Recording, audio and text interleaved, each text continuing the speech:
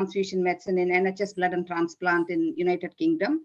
I've been involved in the clinical aspects of tissue and tissue banking since 2005, both at national and international level, and I've contributed to many projects and guidelines. Today, first of all, let me welcome you to this fourth webinar of the Commonwealth Tribute to Life sessions. And this is the first of the two webinars in the field of tissue banking. Today, we are going to be talking about corneal donation and transplantation. And I am joined by an eminent panelist today.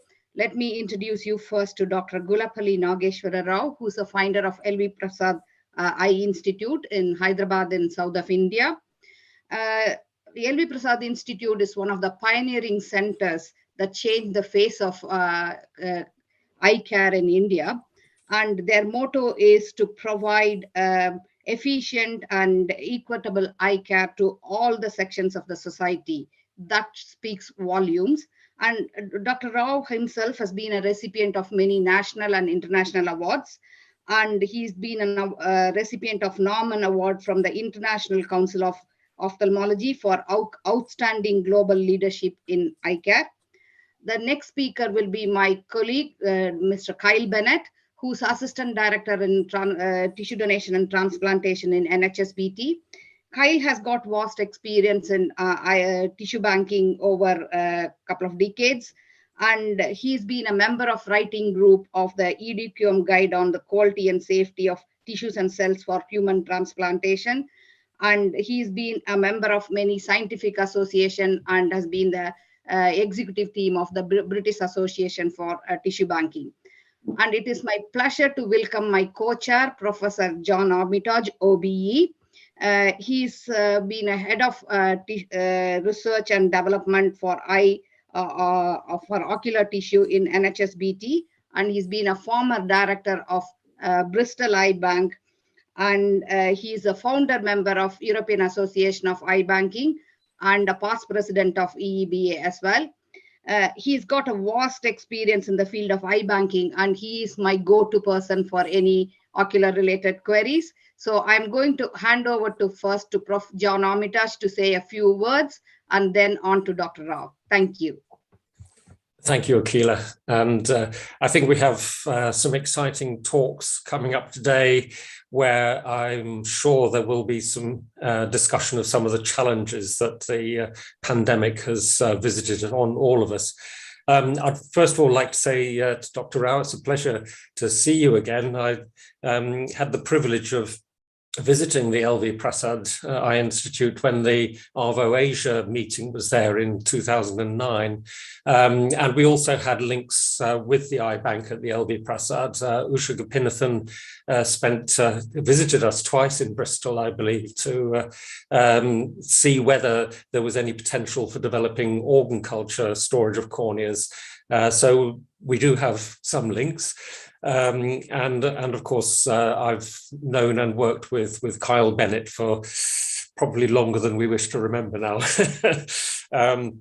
And just to say that the eye bank in Bristol, I started working on the eye bank in Bristol and setting it up in 1984.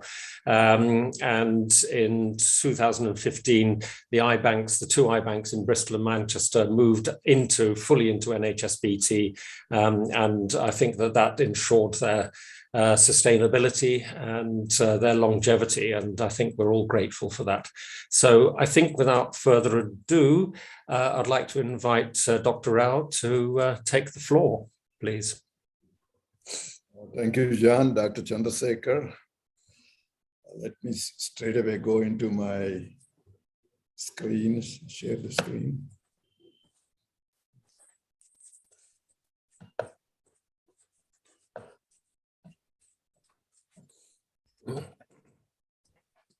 Can you all see my slides? Yes, I can see the slides, yes. Okay. Oh, sorry, before you start, could I just remind people participating, if we will take questions after both of the talks, and if you see at the bottom of your screen, there should be a Q&A link for you to tap into to type any questions that you have. Sorry, Dr. Rao, could you continue, please? Okay. Hello, everybody. It's a pleasure to participate in this symposium and speak about our experience in the area of cornea donation and transplantation. As per Dr. Gardner's instructions, I'm going to confine my remarks to essentially the journey of the LV Prasad Eye Institute. The Institute was founded in the year 1987 as a not-for-profit organization with the intention of becoming an academic eye center along the lines of the best of the Western eye centers.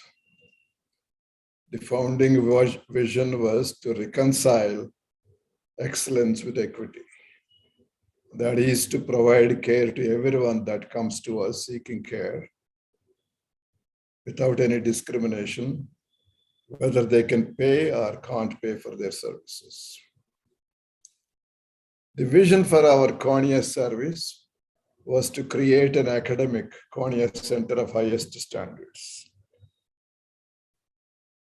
Right at the beginning, when I went back to India as a cornea specialist, there was a lot of discouragement because people were telling me these myths that nobody in India donates eyes and corneal transplants don't work in Indian eyes.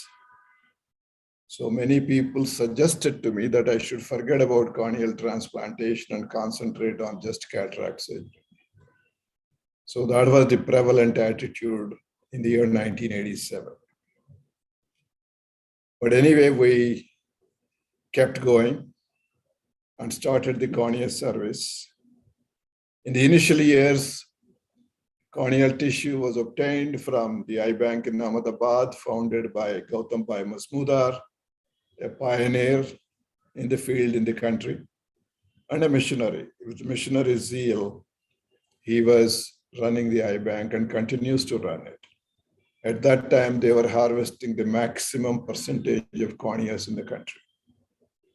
We were also occasionally receiving tissues from the US eye banks whenever they had a surplus on a pro bono basis. Then I began to look at the possibility of having our own eye bank. I first approached the Eye Bank Association of America, who were willing to give only an advisory role and nothing beyond that. In a discussion with my good friend, Dr. Virendra Nirankari, who was a professor of ophthalmology and corneal surgeon at the University of Maryland in Baltimore, he told me that the Tissue Banks International there could perhaps be of help. And then he discussed that with the president then of the TBI, Mr. Frederick Griffith, and then connected me to Frederick. Until then, Frederick was of the opinion going to India to do any eye banking would be a futile exercise because it just would not work.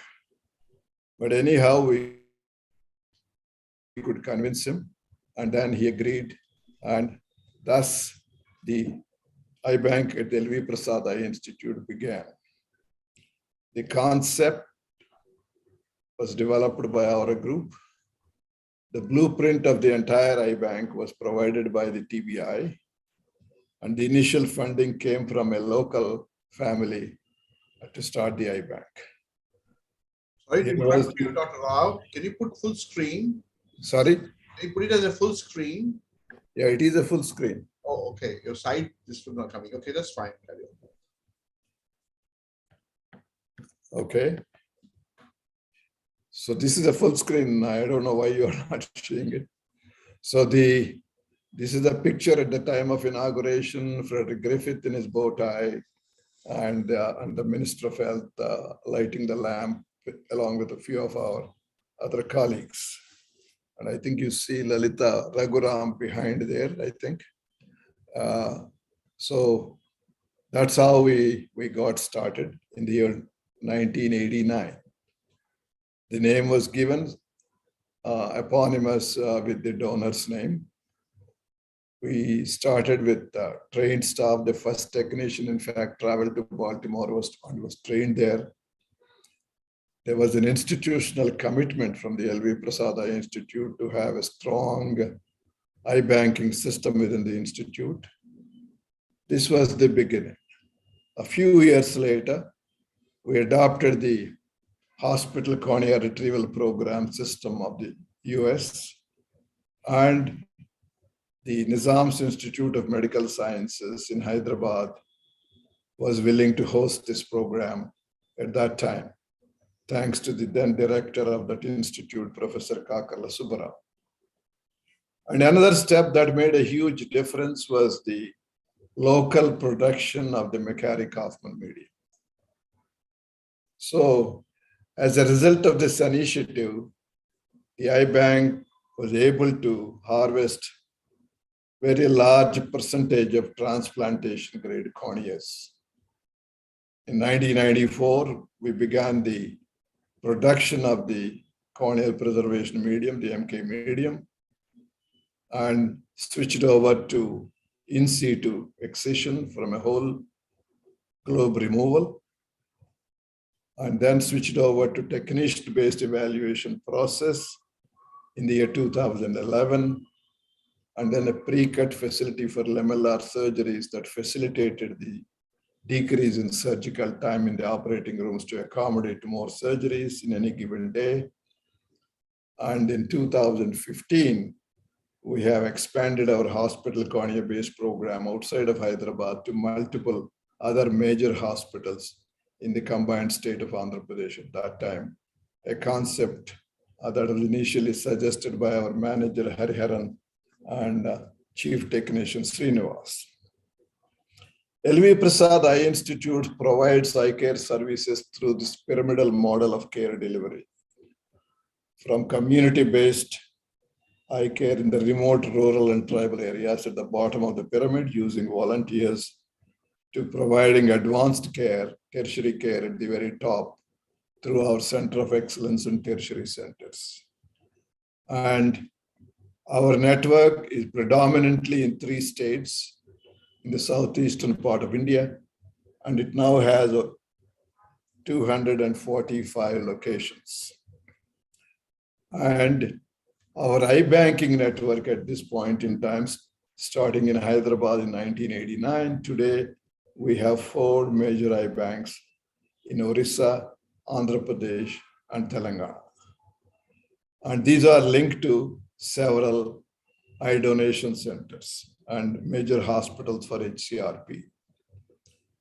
If you look at the trends in the recent past, for example, we are now, for the past 5 years or so, touching nearly 10,000 corneas harvested each year.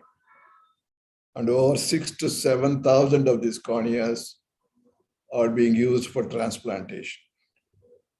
Of these, about 45% are used by the surgeons in the LV Prasad Eye Institute, and the rest, nearly 55%, are distributed to surgeons across the country. We have now become the biggest eye bank in Asia for the past decade or so, and we are also the biggest corneal transplantation center in the world as a single center in Hyderabad. So this has become possible by adopting all the steps that I have already alluded to. And also over the years, the share of utilization from the harvested cornea steadily increased. Now it's up to 75 to 80%. So if you look at the entire harvesting growth, 3 sources, but the most predominant of all these 3 is through the hospital cornea retrieval program, which has been the pivotal for our continued growth. So when you come to corneal transplantation, these are the recent numbers. For the past 10 years, the states of Telangana and Andhra Pradesh were the only states in India with no waiting list for corneal transplantation. That's because of all these efforts made through this eye banking system that was created since 1989. And all types of corneal transplantations procedures are performed by our group. And while penetrating keratoplasty continues to be the most commonly performed procedure, we have a very large percentage of various types of lamellar corneal procedures also performed in our institution. And if you look at this, you can see the trend. Even during the year of the pandemic, in the year 2020, we could harvest over 4,000 corneas. And during that year, actually, we supplied nearly 40% of the country's needs for corneal transplantation. So the growth has been really steady. If you look at the performance within the institute, we have performed over 25,000 corneal transplant procedures till date in the past 35 years. And then patients coming to us from 52 different nationalities were served. We had a 41% graft failure rate. This high rate is mainly because of the kind of problems that we deal with. Active infections, vascularized corneas, graft failures, failed grafts, and then poor follow-up care for those people who come to us for corneal transplantation from long distances, where they don't get access to good quality follow-up care. All these factors contributed to this higher graft failure rate. However, if you look at the comparison of a similar category of diseases, the excellent prognostic category like keratoconus, the success rate is in excess of 95%. So very comparable to what is prevalent in other parts of the world. In the recent past, we have begun to take as much tertiary care as possible to closer to the doorstep of the people who need the care most, that is the rural areas. Among our 22 secondary centers, in 5 of the centers, we have begun to perform corneal transplantation procedures. A procedure not performed even in more than 90% of our medical schools. But yet, we have been able to take this to rural areas where the problem is most. That has been made possible by this system, where the corneal tissue is obtained from our central eye bank. And all these secondary centers are very well equipped with optimal infrastructure. We send one of our cornea faculty to travel to these centers on a rotational basis every month or so, and they perform the surgery. The follow-up care is provided by the comprehensive ophthalmologist based at the secondary center who had all the training for the care of the corneal transplant. And should there be any problem, they could always, through the teleophthalmology link that we have between our centers, consult our cornea faculty member with the tertiary center and get the appropriate support. So because of that system, we could actually take this care to the rural areas, to our secondary centers. We have also significantly invested in our human resources. We started with 3 faculty in 1987 doing the cornea work, and we are now a group of 20 on the cornea faculty. And our cornea fellows, we started in 1989 with 1, and now we also have 20 cornea fellows at any given point. About 20 to 25% of the fellows come from international destinations. One thing that we do with our faculty is the development. The faculty development is very, very critical for us.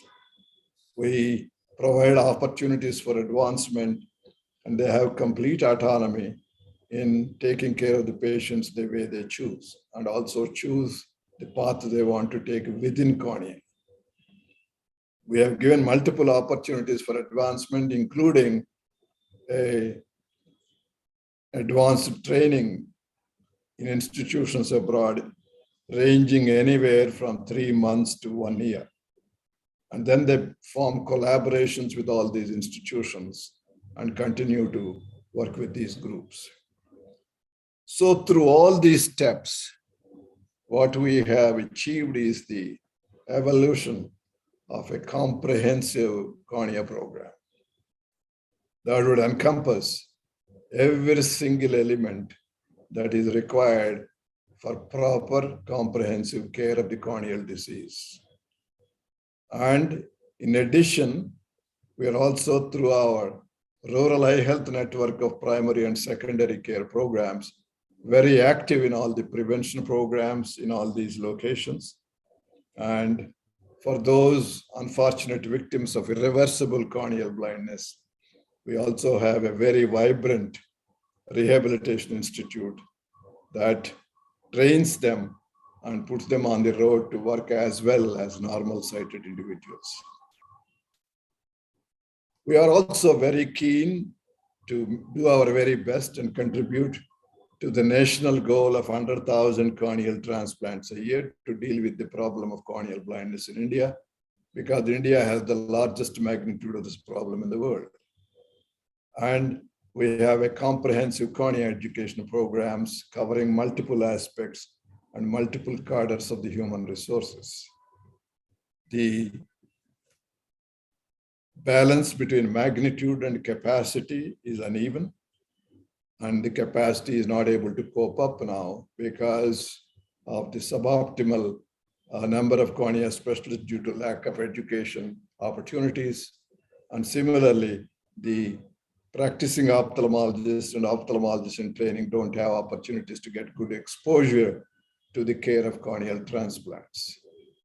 So our vision is to empower as many residency training programs as possible through distance training programs that we are engaged in, and more actively in the last 2 years during COVID. Our digital education program has grown significantly and is able to reach a number of residency training programs across the country. That plus all tertiary care hospitals, we would like to see at least each equipped with at least 1 to 2 cornea specialists to deal with the corneal transplantation issues. Our fellowship is a 2-tier fellowship, one longer term to make full-time cornea specialists. The second is to enhance the competencies of those who are already involved in this practice and help them to come up to speed. Nearly more than 50% of all trained corneal specialists in India are our alumni, and our alumni are also spread all across the world through all the continents of the world. So it is said that when you educate a person, you can change a life. When you educate many, you can change the world. That's what we have been following. In the area of eye banking, looking into the future, we are now involved in capacity building in other parts of India.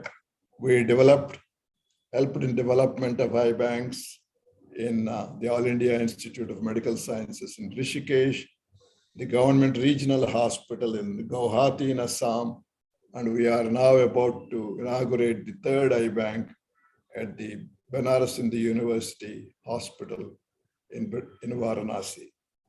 And this program is going to continue in future to expand into other parts of the country. We're also working with several other countries. In the recent past, worked in capacity building in Myanmar, Cambodia, and Kenya, and Mexico. And we're also beginning to address problems in other countries. These are the 10 functional components of the L.V. Prasad Eye Institute today. And in eye banking, each one of these elements are relevant. We are in clinical care, we are in vision rehabilitation, we are in education, capacity building, research, rural and community health. We are also developing products through technology innovation. We are very actively engaged in advocacy, policy, and planning at both national and global levels in the area of eye banking and corneal blindness. In future, we also want to play a significant role in basic cornea education for ophthalmology residents across the country and other developing countries, and also help in capacity building of other cornea centers and training the faculty. And with closer to home within our 3 states where we are based, we would like to become a 10,000 cornea transplant cluster annually. And we are also now on the verge of making an integrated cell, tissue, and eye bank, including our work related to eye banking for many years, and our work related to stem cell research and stem cell transplantation over the past 15 years, and the new areas that offer a lot of potential in future, including gene editing for some of the diseases, etc. So all this will be under the umbrella of the Shantilal Shangvi Cornea Institute, an institute that was launched about 7 years ago, but more recently is named after this philanthropist, Mr. Shantilal Shangvi, whose family has helped us to make it possible even today. Atul Gawande in his book Better said, success in medicine has 3 core requirements: diligence, to do right, and ingenuity. Nowhere are these more applicable than in the area of eye donation and corneal transplantation. Thank you so much. Thank you, Dr. Rao, for an excellent overview of starting from scratch and building up to something that is quite remarkable. I think in Europe we are always, we don't often understand the sheer numbers of patients that you have to deal with. And of course that reflects in your activities on the donation and eye banking side, and it's truly impressive.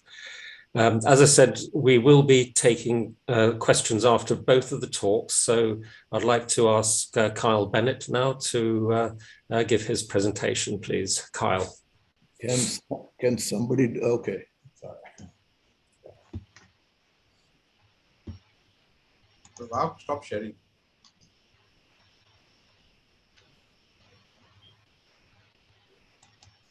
Could you stop sharing your screen, Dr. Rao? Yeah. Thank you. Okay. Perfect. Thank you. So I'll start sharing.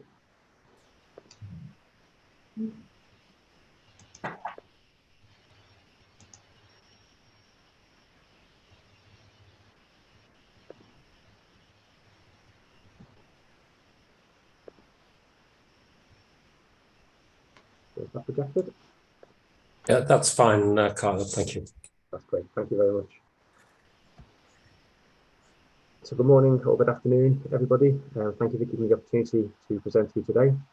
So today I'll be talking to you in relation to NHSBT tissue and eye services and in our eye bank. So Tissue and Eye Services is the major UK provider of human tissue transplants within the UK. Our role is to consent, retrieve, process, store and supply human tissue grafts for surgery within the National Health Service and independent hospitals. We bank and supply tissue grafts from around 3,000 deceased donors per year and respond to over 20,000 donor referrals. The main Tissue and Eye Services site is in Liverpool within the UK, which houses the National Referral Centre, the dedicated donation facility, a comprehensive processing suite, customer care. We also have donation teams based throughout the UK in London, Bristol and Barnsley who retrieve tissue for us. The 2 Tissue and Eye Services eye banks are located in Liverpool and Bristol, providing over 4,500 corneas per year for use in ophthalmic surgery.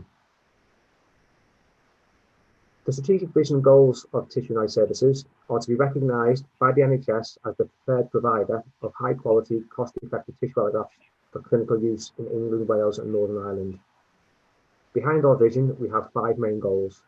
Firstly, to provide high quality care for donors, patients and families. To reinforce Tissue and Eye Services as the preferred provider for tissue allografts in England, Wales and Northern Ireland. To implement systems to support our core business processes. To deliver a financial surplus that can be reinvested into further product development and to lower our prices for customers. And the final goal is to pursue a focused, high potential product development strategy looking for the next generation of tissue grafts. So consent for tissue and eye donation within the UK. We have a variety of referral systems for how donors or potential donors are referred into tissue and eye services. The first is our specialist family approach. Specialist family approach is whereby we work with main hospitals throughout the UK who have a high death rate, and we have agreements at an executive level within the hospital that we will be notified of every death within that base. Every single time a patient passes away, we are referred that potential donor for consideration for tissue or eye donation. Our traditional approach is when people who are based within a hospital environment who are pro-tissue donation will actually speak to a recently bereaved family and offer them the option of tissue donation ahead of making referral into us. The third approach for referrals for us is made by our nurses for organ donation. So within the UK, we have a very comprehensive organ donation programme, and the nurses who take consent for organ donation can also take consent for tissue. Within the UK, all of our consent is taken over the phone and is recorded in back-to-body servers. The final bullet point on the slide in relation to consent is with regards to COVID-19. So what we have seen as we're coming out of COVID-19 is the referral pathways within the UK have changed, and we have not yet recovered to pre-COVID levels for tissue donation. We are currently working on this and looking at strengthening and implementing new referral systems and referral pathways. The structure within tissue and eye services for generating donors and referrals, we have hospital development nurse practitioners who are based throughout the UK who look at setting up new referral systems and practices and referring donors into our main centre in Liverpool. Once a potential donor is referred into our main centre, the National Referral Centre is a team of nurses who then take consent for tissue donation over the phone. Following consent, we have a team of clinical nurses who actually follow up with donors and GPs and doctors, get a copy of post-mortem report, and follow up with all post-donation information before to assure ourselves that the tissue donor is suitable. Retrieval within the UK is carried out by scientific staff. Currently within tissue and eye services, we have about 500 multi-tissue donations per year and 3,000 eye donations per year. Eye donation within the UK can be carried out in the hospital environment, or we have our own facility where we can bring donors into our centre in Liverpool and retrieve on site. And the picture here on the right hand side of the screen is our facility in Liverpool. Just a point of note, tissue and eye services is a multi-tissue bank, so we also have a live bone donation programme. As mentioned earlier, the main two tissue eye banks within the UK are in Liverpool and Bilton, which is Bristol. We have over 3,000 eye donors per year. This is pre-COVID. We're currently building back towards that post-COVID. And we issue approximately 4,500 corneas for transplant centres throughout the UK. Just to talk to you slightly about the processing and storage of corneal tissue within the UK. So the corneal sleeve discs are excised and suspended in organ culture medium containing antibiotics and antibiotics. And all of our incubators, all of our corneas, are stored at 34 degrees for up to 28 days. After 7 days, a sample of medium is taken to test for bacteria and fungi. And at 10 days, all donor information and results are reviewed by the clinical support nurse team. And if there's no reason to exclude, the corneas are released from quarantine, ready for transplantation. Corneas that have been released for quarantine and are ready for transplantation, 3 days prior to data transplantation, the corneas are removed from the incubator and the endothelium is examined and counted. Our requirements is a minimum cell count of 2,200 cells per millimetre square, and that's the minimum requirement within the UK. If suitable for transplant, corneas are placed into medium containing 5% dextran. Sorry to interrupt, Kylie. Sorry to interrupt. Can I just interrupt for a second? Your audio is not coming very clear. I'm sorry to say that. It's cracking a bit. Can you just adjust your audio, please, if you can? Can you hear me now? I think it's better. Please carry on. Sorry. Okay, thank you. So if suitable transplants, corneas are placed into medium containing 5% dextran and returned to the incubator. A sample of this medium is taken the next day to test for bacteria and fungi, and the cornea is dispatched at ambient temperature to the recipient hospital the day before surgery. If a graft is cancelled, the cornea may be used for another patient at a different hospital. In addition to corneas, we also provide sclera and corneas in ethanol. Sclera reduced from the remaining eye tissue and stored in 70% ethanol for up to 1 year. They're mainly used for glaucoma surgery, although they do have many other applications. And if a cornea is unsuitable for transplantation due to the cell count, we will place that cornea in ethanol, and that can also be issued. Orders for corneas within the UK come through to the Tissue and Eye Services customer care team, where we have a national order line and we have an allocation policy. The reason we have an allocation policy is, unfortunately, within the UK, demand currently exceeds our ability to supply. Unlike colleagues elsewhere, as mentioned earlier, we don't have sufficient corneas to meet that full demand. We issue 4,500 corneas per year to approximately 150 hospitals within the UK. The customer care team deal with technical inquiries. They're also responsible for tissue traceability, and we also work with our statistics and clinical studies departments to perform patient follow-up at 1, 3 and 5 year post-transplant. That's an overview of Tissue and Eye Services eye banking within the UK. Thank you. Thank you very much, Kyle. And again, good overview of an operation in different circumstances, I guess. We do have a number of questions. Akila, how do you want to do this? Shall we just go through and pick out various questions and comments? Yeah, thank you. First of all, I just need to mention it seems to be some problem with the link for the colleagues in NHSBT. They weren't able to join. If so, there is at least recording available. We can make that available. That's why not many from NHSBT in the call. So I've been getting emails about that. So shall we start off with the, first of all, I want to thank both the speakers for the excellent presentation, and there are lots of questions coming through. So shall we start with some of them in the chat section as well? So shall we take one by one? John, do you want to make a start? I think so. I think if we have a look at the one that actually came through to the question and answer is Goa needs an eye bank. After 2017, the memorandum of understanding with the Rotary Club, Goan government has lapsed. How can this setup see the light of day in Goa? Gullapalli, do you have any comments on that?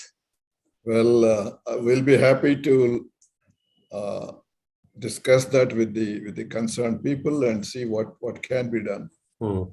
Certainly, Goa can have an eye bank, and it's possible that we could create that. So certainly, with the concerned people, we'll have a discussion, and they could come and visit us, and our people will help them. I think that's a really important point, is that it seems, as you discussed and as we found here in the UK, it seems an extremely daunting proposition to set up these kinds of services. And there are so many myths flying around that I think one of the best ways of overcoming these is collaboration and going to see mature services and discuss with people who have been through all the same problems. So I think that that is very sound advice. Yeah, I think that takes it on to the next question nicely.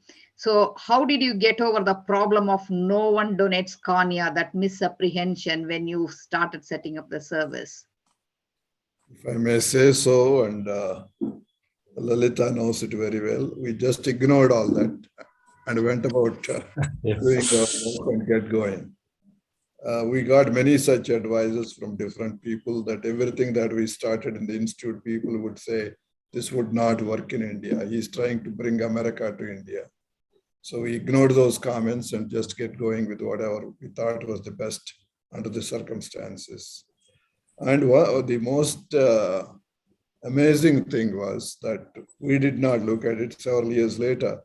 The Sight Life Eye Bank group from Seattle did a study in one of the major hospitals where we have a hospital cornea retrieval program. The positive consent rate from the bereaved families was 70 to 75%. That clearly showed that if we educate the families, if we spend time with the families and convince them of the benefits of eye donation, the positive consent rate would be very high. And what we have created through hospital cornea retrieval in Hyderabad is now replicated across the country. And India in 1987-88 used to have a total of about 5,000 cornea donations. Today we are close to 60,000. Were there any barriers when you started? No, the only barriers that I would say is if you keep waiting for legislation, it would have never happened. If you keep waiting for voluntary donations, it would have never happened. Only because of the hospital cornea. It acted as a catalyst, actually, hospital cornea retrieval program. And alongside came, of course, the voluntary donations. While we did not spend much time on it, organizations in Jaipur and other places in the country, in Orissa, where through the action of many volunteers. And I see Mrs. Bhavana Jagwani on the call here, and she was one of the forces in Jaipur area. Lots of ladies in Jaipur got together and started a volunteer force for eye donation. So multiple examples across the country. But I think of all of them, the most that have given us the rewards of the hospital cornea retrieval, it accelerated the process of eye donation in the country. I mean, I think that's as a general point as well. I think whenever surveys are done, I mean, the support for eye donation and corneal transplantation amongst the general public is always very, very high. And that suggests that the barriers are logistical and organizational. And that's, I think you're pushing at an open door very often. And so the barriers are not public opinion.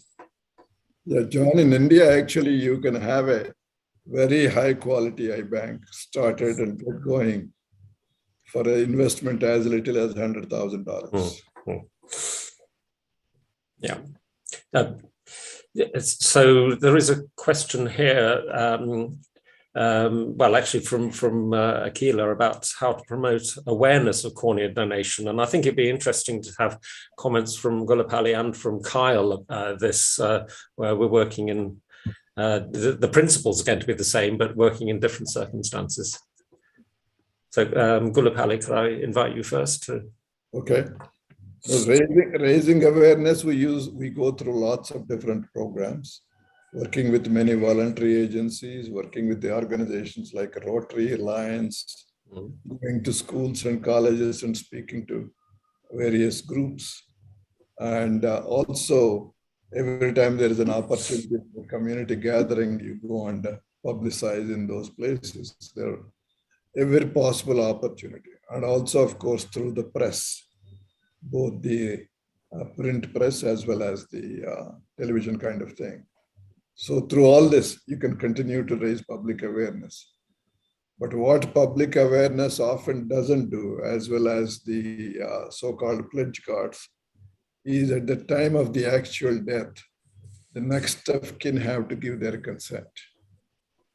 So that creates a problem, even though the person who died actually intended to donate his or her eyes. Unless the next of kin gives the consent at the time of death, we cannot take the eyes. So that's where I think the immediate counseling at the time of death helps in a big way. Yeah. The public awareness is only increasing the awareness about the possibility of eye donation and the success of corneal transplants. And indeed, many people, the sight restoration can happen. Yeah. Kyle, would you like to add some comments about the UK situation? Yes, I think very similar to Dr. Rao. However, I think within the UK, there's also a requirement to educate with regards to the changes in legislation within the UK, with regards to the requirement for consent, and that we have an opt-out system now within the UK. So I think there's public opinion and public awareness needs to be raised within the UK with the general public. We also then need to raise awareness within hospitals and trusts, and particularly within hospices within the UK.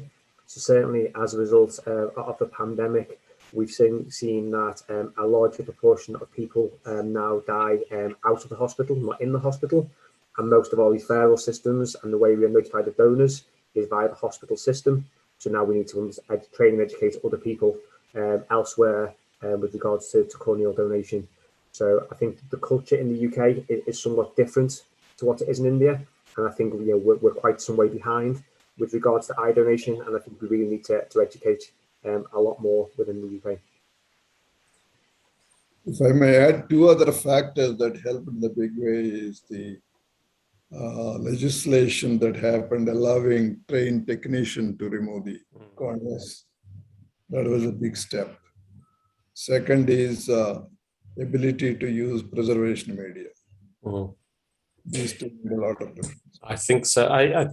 That's a very important point about we used to have legislation in the UK that meant only registered medical practitioners could retrieve corneas. And when we were setting up the Bristol Eye Bank, we actually managed to get the law changed. A bill was presented to Parliament in 1985, became law in 1986, that allowed non-medics to retrieve eyes, and that was crucial to the success of the service.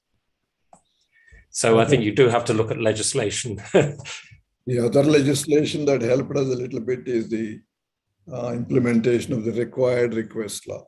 Yes. Yeah. The idea of donation in the minds of the family.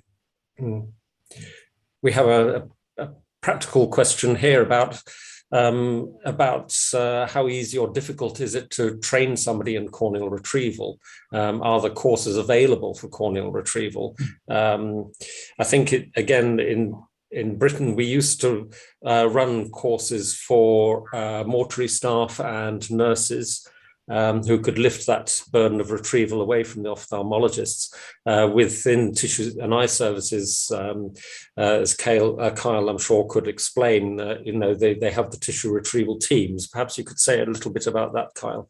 Yeah, so I think within the UK, we used to have a training pathway for external people to retrieve corneas on behalf of tissue and eye services and send them in. Where we struggled with that system was maintaining competency. So how many eye retrievals do you need to perform per year to actually demonstrate that you're still competent in that activity? So we chose to reduce that external training to centres where we knew there was a high number of donations per year, so people could maintain competency. And in areas of lower donation, then we send retrieval teams out from tissue and eye services to retrieve the tissue. So we have teams based in 4 locations throughout the UK, and we will send our own team members out to retrieve tissue. And that's how probably 80% of our corneas are retrieved, with 20% being retrieved in other areas by people who are trained and deemed competent. But that was the query for us previously, was how many enucleations are required per year to demonstrate competency.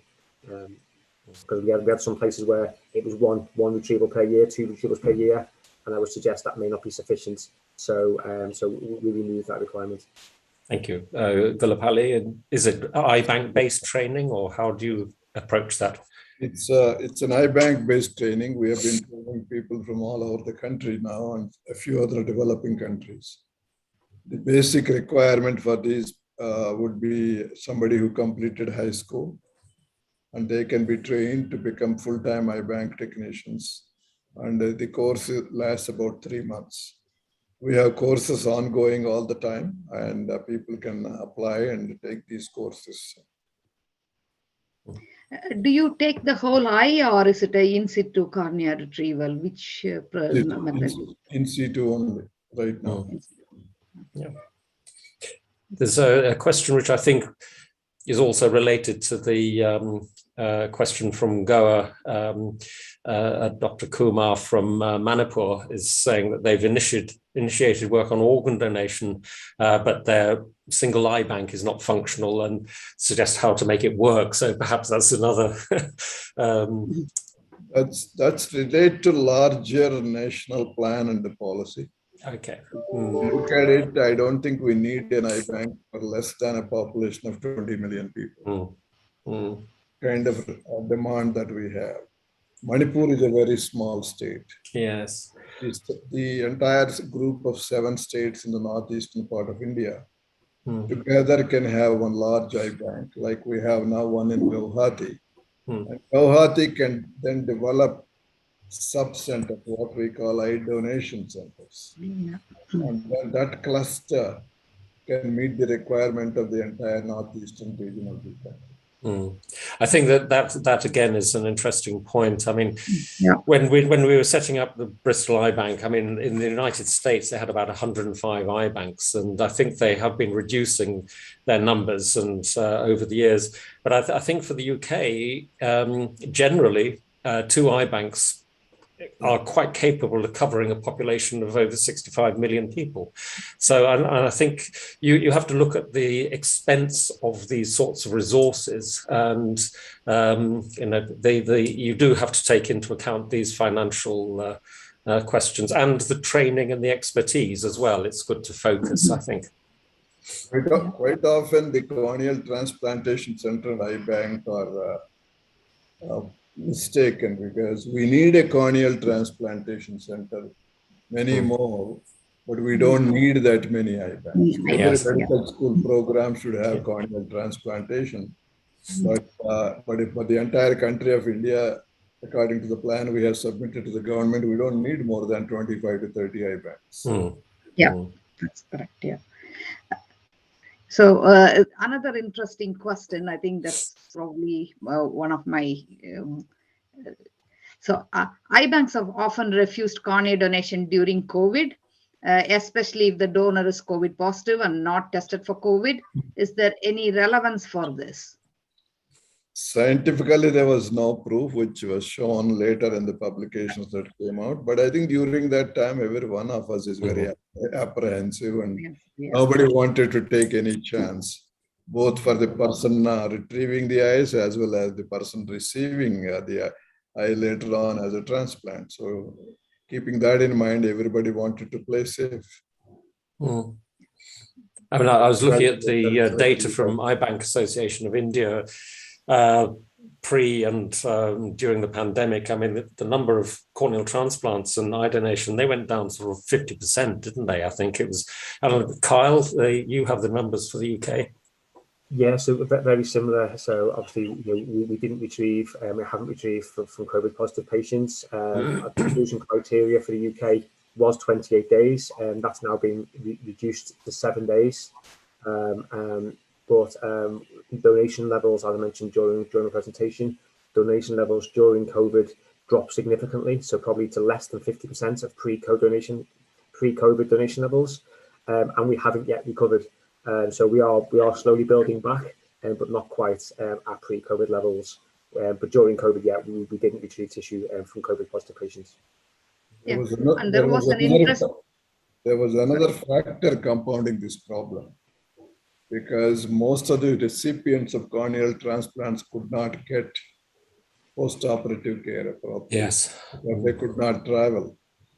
Because of that reason, a number of people, particularly while the relatively well-to-do and educated groups could get support through telehealth, the disadvantaged groups of people could not get that help, and a lot of graft failures that added to the burden of corneal blindness already existing.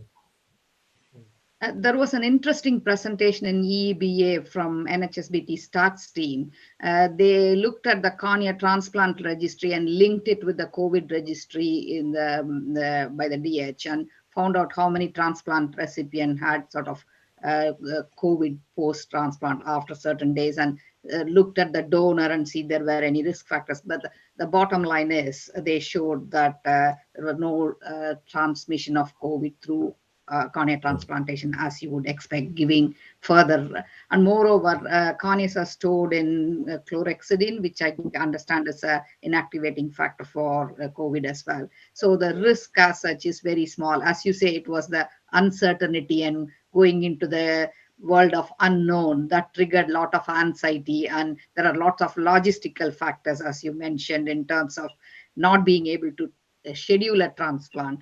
I think at the beginning of the pandemic, Kyle would be able to say this, we had to discard a lot of cornea that had been donated in the past because the surgeries were getting cancelled. So our R&D department went through a process of cryopreserving these corneas to using them for training purposes, so that that donation is not wasted or discarded. So there are other ways of utilization. I mean, when you face a hurdle, you come out with ways of working around it and come out with some solutions, and that's what happened.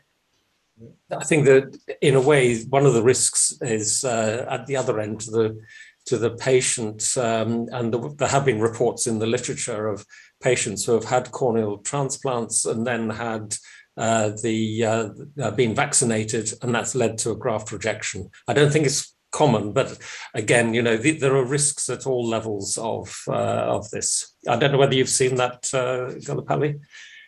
I believe there were a few cases like that. Yes, it's not common, but it's there. I think there's a question now about on the challenges and similarities between eye donation, solid organ donation, moving now, asking about what the situation is in Africa. Because again, I think that is also, that's a major challenge. And I think there is again, it's the sorts of problems that you've outlined already, that apart from the donation, it's the people able to do the transplants, but crucially the follow-up. And do you think that the sorts of things that you've learned in India could be translated over into some of the African countries? There are some lessons that we have learned in India can be, but right now, actually, we have a eye care program in Liberia. At the request of the Liberian president, we started an eye health program for that entire country. And the first step was to create an eye center in the capital city of Liberia, which we did about 6 years ago. And our doctors travel there. But unfortunately, from India, we cannot take the corneas out as per the government regulations. So we get the corneas from the United States. Yes. They're kind enough to supply to us, to Liberia. Using those corneas, our cornea faculty traveling to Liberia operate. And there is one of our ophthalmologists posted there. So that ophthalmologist provides the follow-up. That's what we've been doing. And we also started a residency training program there to improve the local capacity. And now we have just begun the technician training too. So with all these steps, hopefully, maybe in 5 years, 7 years, there will be enough local capacity. And that could be a model, because it's easy to create a model because it's a small population of just 5 million people. 5 million is 2 districts in India. So it looks like very small, but I think it has lots of other challenges, distances, transportation not being available, the roads in bad situation, etc. It's a desperately poor country, and lots of different things. So we are trying to kind of create a model, modifying several things that we do in India. Okay, thank you. And so there is an interesting question, probably for all of you. What is the cost of cornea transplant? In our system, we have, as I said right in the beginning, anybody coming to any of our campuses for any eye care shall be taken care of, whether they pay or don't pay. That applies to even corneal transplant. So about half or 52% or so of transplants that we do are at no cost. For the paying, we have a sliding scale multi-tier, depending on the kind of accommodation they take and other factors, some of the consumables that they require and all that. So there it ranges from the lowest is about, in pounds, about 100 pounds, to the highest being about 500 pounds. So within the UK, Tissue and Eye Services operates a cost recovery model. So whenever we provide a cornea to a hospital, the hospital is charged for that cornea based on cost recovery. And an average price is probably about £1,400, depending on the cornea, whether that be, whether it's DSEC prepared or whether it's full thickness cornea. The average is, it varies, but about £1,400 per cornea. And that's based on cost recovery, non-for-profit. And of course, in the United States, you're talking about several $1,000s for cost recovery cornea. But again, the eye banking and provision of tissue is only one cost within the whole of a corneal transplantation. Apart from the operation itself, the hospital facilities, and the follow-up. I mean, obviously, you have to take this. Sorry, yes. I have to make one thing clear. The patients don't pay for it.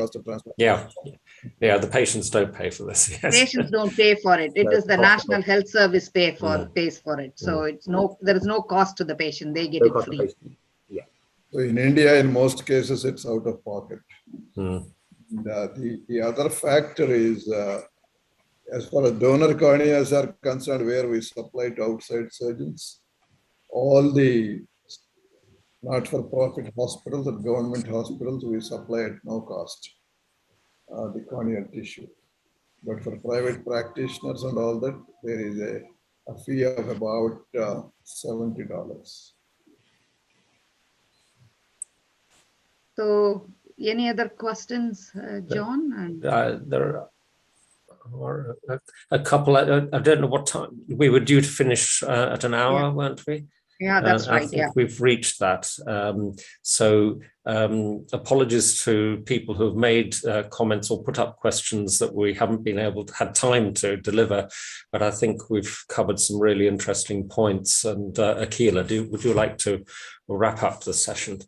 Yeah, thank you. My thanks to all the panelists, and it's been a pleasure having you, Dr. Rao, in here. Probably we may approach you for some guidance and how we can address the situation in the UK as we face now, because we are still in the post-pandemic recovery phase and we are struggling. I have retired as chairman here, so I'm available for a job.